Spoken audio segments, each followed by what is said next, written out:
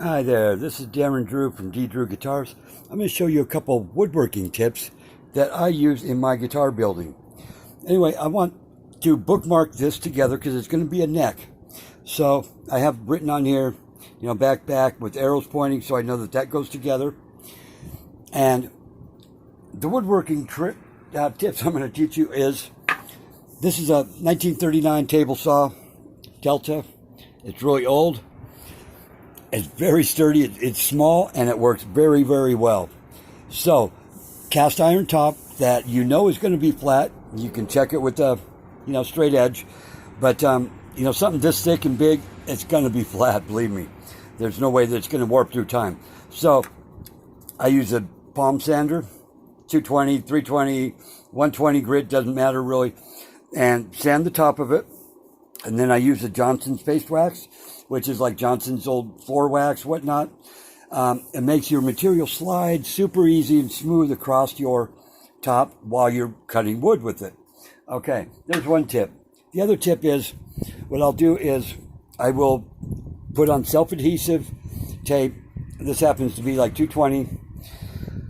And I want to have a perfect fit here on my bookmarked pieces of wood.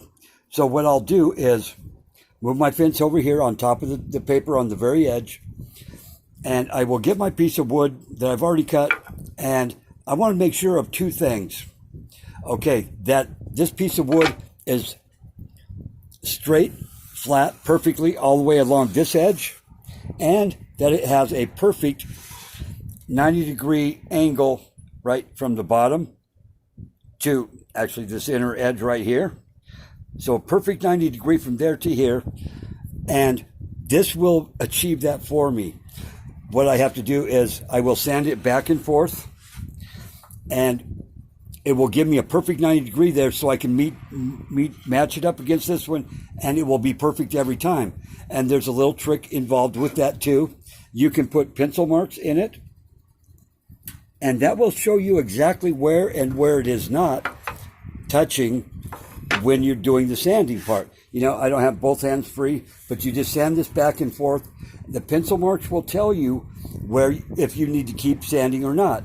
And that will give you a perfect 90-degree fit every time, in which that's what you have to have, especially with the piece of wood this thick, to get a perfect, flawless, bookmarked fit every time. That's my trick. I don't have expensive table saws. I don't have blue presses. I don't have anything expensive.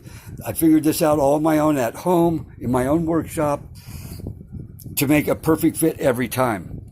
And the thinner the wood, the easier it is, of course, the thicker it is. So another tip is to make your wood the size that you want it, so you're not sanding extra material, especially in the length of it, because the length makes it a lot harder to make it 100% flat than if it's a short piece. It's easy. If it's a long piece, it's much, much harder.